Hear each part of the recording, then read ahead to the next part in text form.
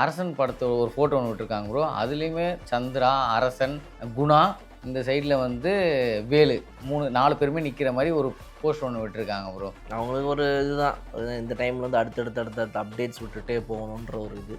So அரசன் பொறுத்த வரைக்கும் வந்து எல்லாருக்கும் ஒரு பெரிய எக்ஸ்பெக்டேஷன் இருக்குது.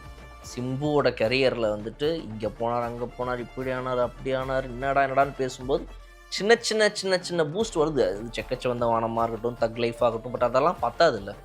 சிம்புவோட ரசிகர்களுக்கு வந்துட்டு ஒரு பெரிய தீனி தேவைப்படுது. அது வந்து இது கொடுத்துச்சா அப்படின்னு கேட்டிங்க அப்படின்னா 10 தலையும் கொடுக்கல. ஸோ ஏதோ ஒன்று இன்னுமே ஒரு பெரிய ஒரு வெயிட்டிங் லோடிங் அது என்னங்கும்போது அது இதுதான்.